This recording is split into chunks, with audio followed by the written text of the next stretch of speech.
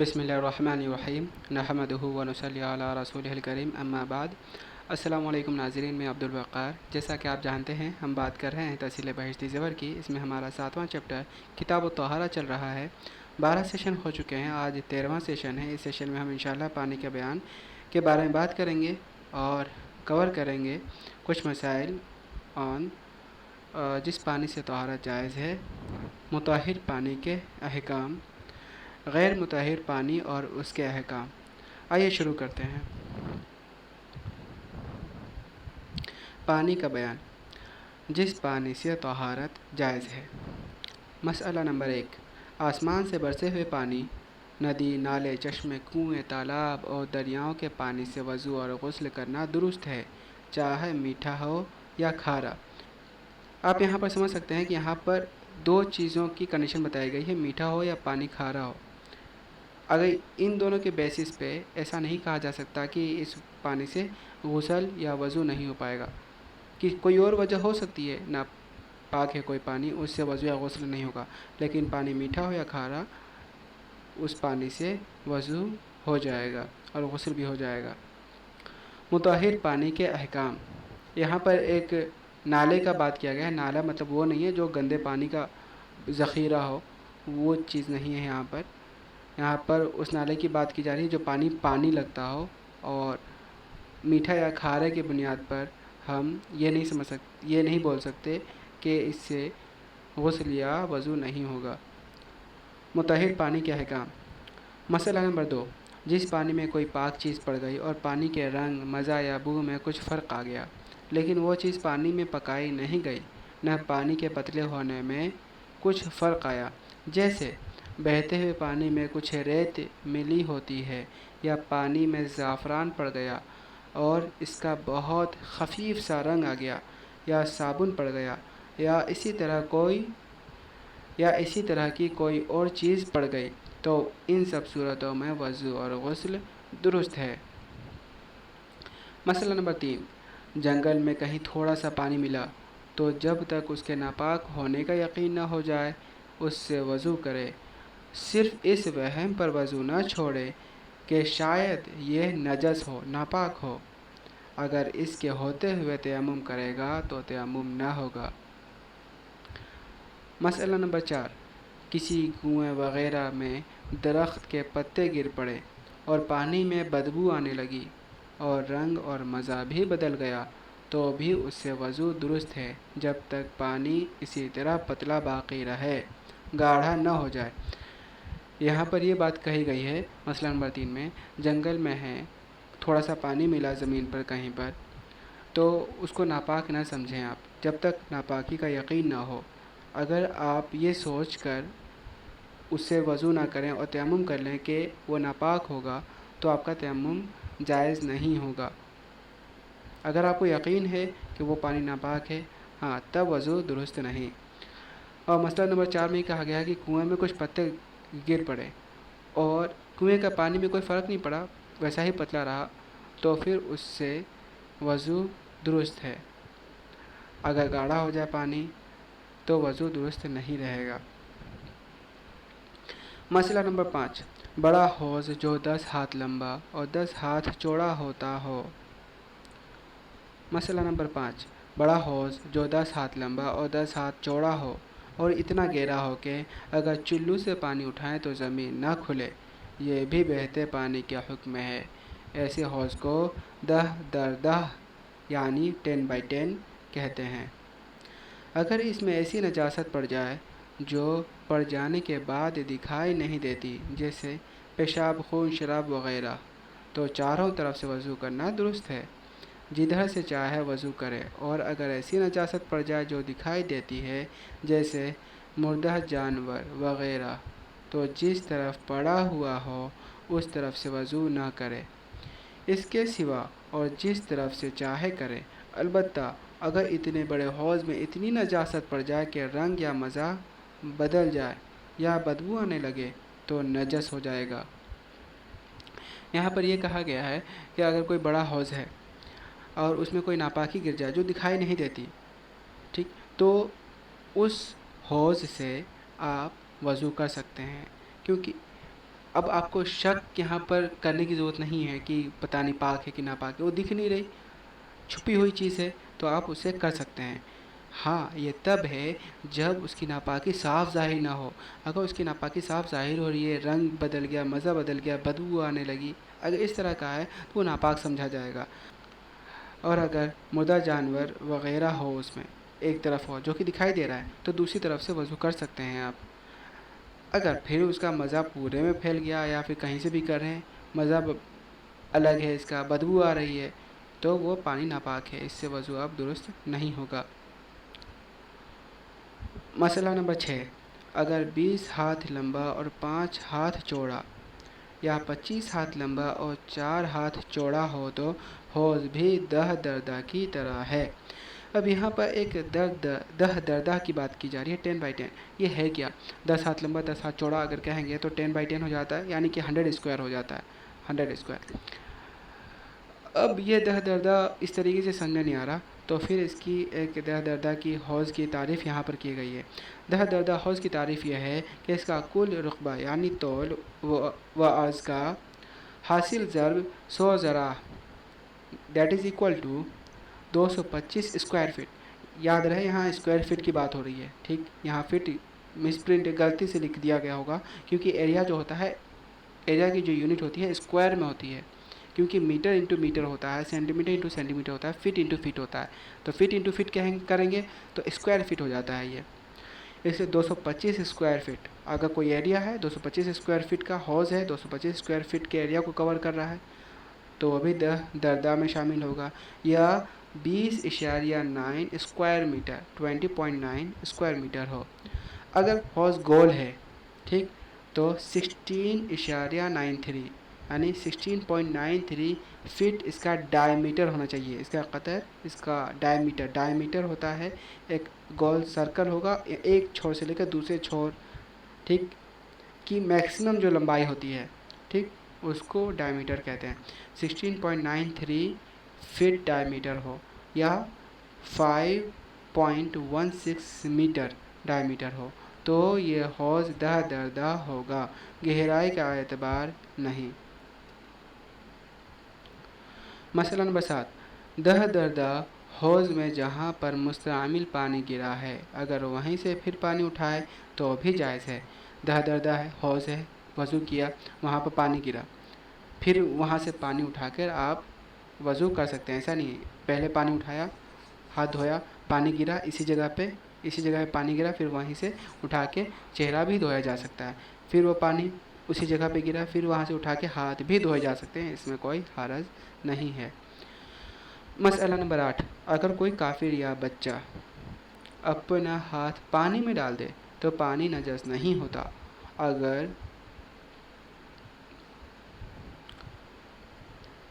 البتہ اگر معلوم ہو جائے کہ اس کے ہاتھ میں نجاست لگی تھی تو ناپاک ہو جائے گا، لیکن چونکہ چھوٹے بچوں کا کچھ اعتبار نہیں، اس لیے جب تک کوئی اور پانی ملے اس کے ہاتھ ڈالے ہوئے پانی سے وضو نہ کرنا بہتر ہے۔ مان لیا آپ نے وضو کے لیے کہیں پانی رکھا ہوا تھا، بالٹی میں رکھ لیا تھا، بکٹ میں کہیں بھی رکھا ہوا تھا، کسی کافر نے ہاتھ ڈال دیا یا کوئی بچہ آیا، ناسمجھ ہوتے ہیں بچے، اپنے ہاتھ ڈال دیے، تو ان کے ہاتھ ڈالنے سے وہ پانی ناپاک نہیں ہوتا، اسے وضو کر سکتے ہیں۔ لیکن اگر بچے نے ہاتھ ڈالا تو احتیاط اسی میں ہے کہ اگر کوئی اور پانی موجود ہے تو اسی سے کریں، اس سے نہ کریں، کیونکہ ہمیں نہیں معلوم کہ بچے نے کہاں کہاں ہاتھ لگایا ہوا تھا، کیونکہ ان کے ہاتھ اکثر گندے ہی پائے جاتے ہیں بچوں کے، وہ خیال نہیں کرتے پاکی کا، ناسمجھ ہونے کی وجہ سے۔ مسئلہ نمبر 9، جس پانی میں ایسی جاندار چیز مر جائے جس میں بہتا ہوا خون نہیں ہوتا یا باہر مر کر پانی میں گر جائے تو پانی نجس نہیں ہوتا، جیسے مچھر، مکھی، بھیڑ، بچھو، شہد کی مکھی وغیرہ۔ اگر کوئی ایسی جاندار چیز ہے جس کے اندر سے خون بہتا ہوا نہیں ہوتا، وہ مر کر پانی میں گر جائے یا پانی میں ہی مر جائے تو اس سے پانی ناپاک نہیں ہوتا۔ مسئلہ نمبر 10، جس کی پیدائش پانی کی ہو اور پانی ہی میں رہتا ہو اس کے مر جانے سے پانی ناپاک نہیں ہوتا، جیسے مچھلی، مینڈک، کچھوا، کیکڑا وغیرہ، اور اگر پانی کے سوا اور کسی چیز میں مر جائے جیسے سرکہ، شیرہ، دودھ وغیرہ تو وہ بھی ناپاک نہیں ہوتا۔ خشکی اور پانی دونوں کے مینڈک کا ایک ہی حکم ہے، یعنی دونوں کے مرنے سے پانی نجس نہیں ہوتا، لیکن اگر خشکی کے کسی مینڈک میں خون ہوتا ہو تو اس کے مرنے سے پانی وغیرہ ناپاک ہو جائے گا۔ اس میں یہ کہا گیا ہے کہ اگر کوئی پانی کا جانور ہے تو اس کے پانی میں مر جانے سے پانی ناپاک نہیں ہوتا، اور اگر وہ کسی اور چیز میں مر جائے جیسے شیرہ ہو گیا، سرکہ ہو گیا، دودھ ہو گیا تو بھی وہ ناپاک نہیں ہوتا۔ اور اس میں اگر مینڈک کی بات کریں تو مینڈک اگر خشکی کا ہے یعنی زمین کا مینڈک ہے اور وہ پانی میں مر جائے تو اس میں دیکھا جائے گا کہ اس مینڈک میں خون ہے کہ نہیں۔ اگر خون ہے تو پانی ناپاک ہوگا، اگر خون نہیں ہے تو پانی ناپاک نہیں ہوگا۔ اب فائدہ: دریائے مینڈک کی پہچان یہ ہے کہ اس کی انگلیوں کے بیچ میں جھلی لگی ہوتی ہے اور خشکی کے مینڈک کی انگلیاں الگ الگ ہوتی ہیں۔ یہاں پر ایک فرق بتایا گیا ہے، دریائی مینڈک کسے کہتے ہیں۔ دریائی مینڈک میں یہ جو بیچ میں کھلا ہوتا ہے یہ کھلا ہوا نہیں ہوتا، دریائی مینڈک میں چپکا ہوتا ہے جھلی تیرنے کے لیے، اور جو خشکی کا ہوتا ہے اس کا اس طریقے سے ہوتا ہے، کھلا ہوا ہوتا ہے، انگلیاں بیچ میں کھلی ہوتی ہیں، انگلیاں الگ الگ ہوتی ہیں، اور دریائی جو مینڈک ہوتے ہیں ان کی انگلیاں چپکی ہوئی ہوتی ہیں ایک جھلی کے ذریعے۔ مسئلہ نمبر 11، جو چیز پانی میں رہتی ہو لیکن اس کی پیدائش پانی کی نہ ہو، اس کے مر جانے سے پانی ناپاک ہو جاتا ہے، جیسے بطخ اور مرغا بھی۔ اسی طرح باہر مر کر پانی میں گر پڑے تو بھی پانی ناپاک ہو جاتا ہے۔ یہاں پر اس جانور کی بات کی جا رہی ہے جس کی پیدائش تو باہر کی ہو، یعنی کہ خشکی کی ہو، پانی کی نہ ہو، لیکن وہ پانی میں رہنا پسند کرتے ہیں، پانی میں رہتے ہیں اکثر، تو ان کے گرنے سے پانی ناپاک ہو جاتا ہے، ان کے مر کر گرنے سے یا ان کے پانی میں مرنے سے۔ مسئلہ نمبر 12، مینڈک، کچھوا وغیرہ اگر پانی میں مر کر بالکل گل جائے اور ریزہ ریزہ ہو کر پانی میں مل جائے تو بھی پانی پاک ہے، لیکن اس کا پینا اور اس سے کھانا پکانا درست نہیں، البتہ وضو اور غسل اس سے کر سکتے ہیں۔ مسئلہ نمبر 13، جو پانی گھاس، تن کے پتے وغیرہ کو بہا لے جائے وہ جاری پانی ہے، چاہے اس کی رفتار کتنی ہی آہستہ کیوں نہ ہو۔ ایسا پانی نجاست پڑنے سے ناپاک نہیں ہوتا جب تک اس کے رنگ یا مزے یا بو میں فرق نہ آ جائے۔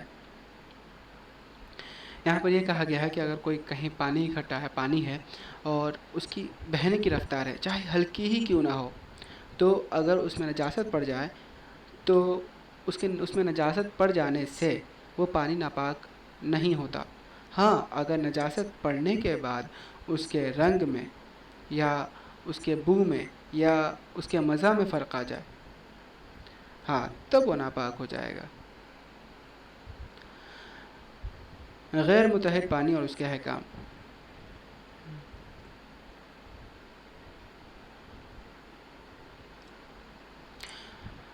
مسئلہ نمبر 14، کسی پھل یا درخت یا پتوں سے نچوڑے ہوئے عرق سے وضو کرنا درست نہیں۔